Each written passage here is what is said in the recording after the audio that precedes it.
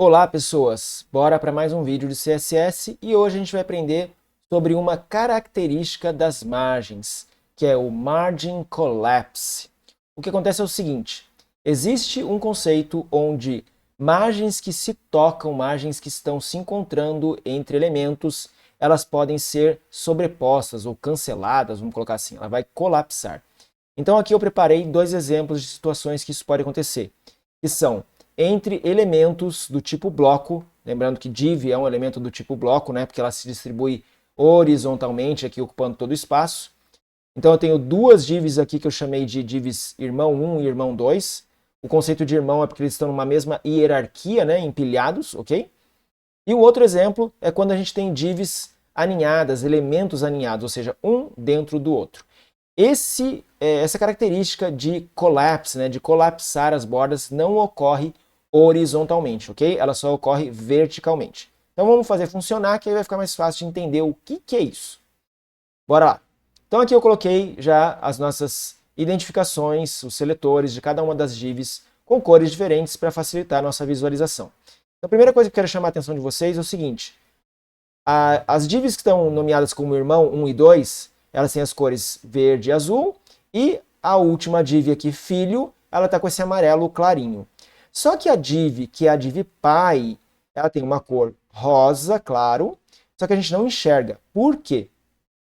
Porque eu não coloquei nada de conteúdo dentro dela diretamente. Vamos colocar aqui, ó. Vou escrever a palavra pai, vou atualizar, só para a gente conseguir entender um pouco mais. E eu vou colocar escrito aqui, ó, vou colocar fim. Fim, beleza. Vou atualizar. E olha aqui, ó. Essa div filho está dentro da div pai, ok? Então fica bem claro isso, tá? Um elemento dentro do outro. Para ficar mais visível ainda, eu vou acrescentar mais uma característica aqui, ó. Vou colocar uma margem de, sei lá, 10 pixels nessa div que é o filho, e a gente vai ver que ela realmente está dentro da div pai, uma coisa dentro da outra, tá? Para você conseguir visualizar o que está acontecendo. Então vou desfazer, porque não é esse o intuito aqui. Tirar aqui.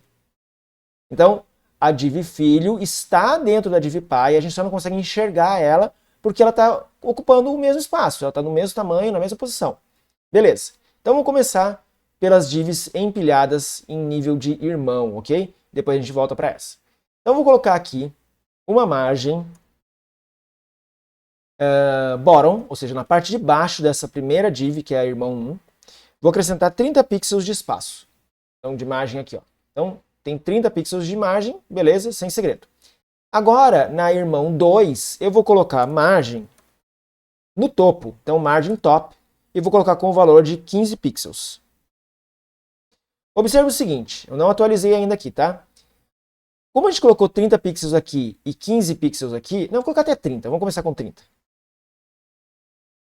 30 em cada, o esperado é quando a gente atualize, esse espaço aumente, né? Dobre de tamanho, porque são 30 da margem do elemento superior na parte de baixo e 30 desse outro elemento na parte de cima. Só que quando eu atualizo, nada muda. E observem que se eu apagar essa margem do primeiro elemento, vou atualizar aqui, também nada muda. E se eu apagar finalmente a outra margem, a gente volta ao início, aí realmente não temos mais margem nenhuma. Tá, então deixa eu desfazer e explicar o que acontece. Botei as duas aqui. Aqui a gente está vendo exatamente o que é o collapse, que é esse colapso de borda. Uma delas acaba não sendo aplicada, vamos dizer assim. Porque o importante entre elementos desse tipo, né, dois elementos do tipo bloco, que são irmãos aqui, um empilhado sobre o outro, a margem de maior valor é a que vai prevalecer. Então, mesmo que eu coloque aqui um valor quebrado, por exemplo, 10, um valor menor que o 30, vou atualizar, nada muda.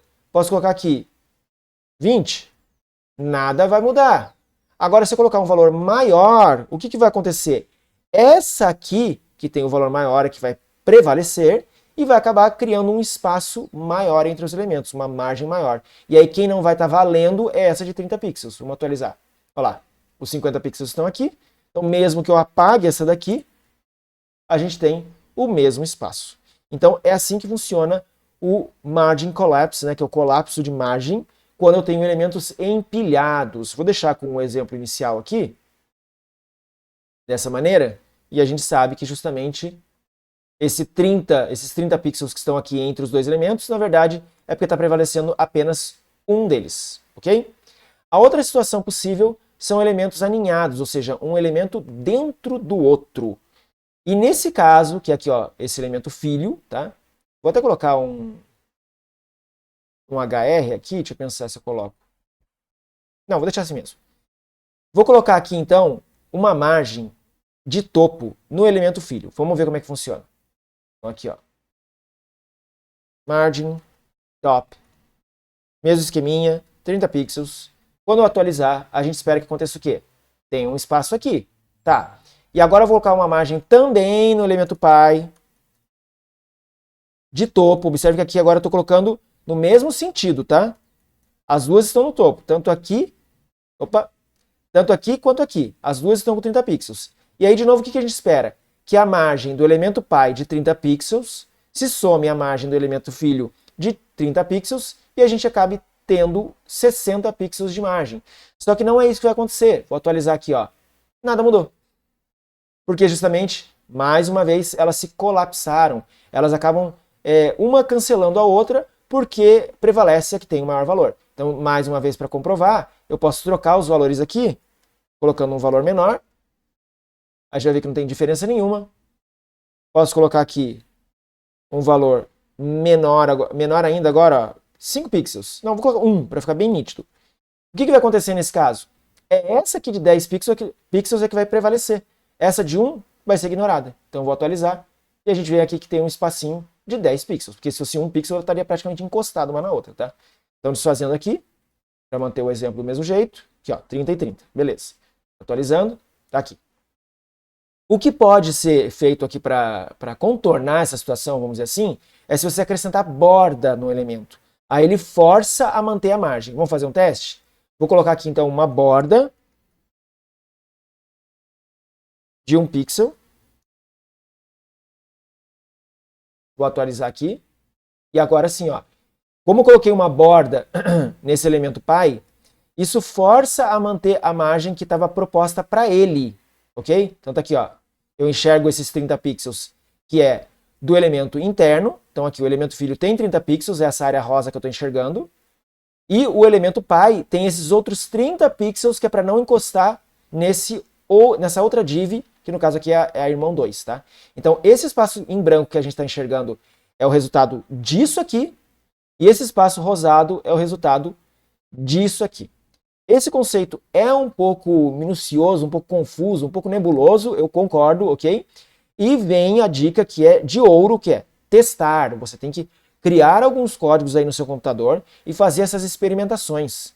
Colocar uma div sobre a outra, uma dentro da outra, trocar valores, colocar borda, tirar borda e ver o que é o resultado.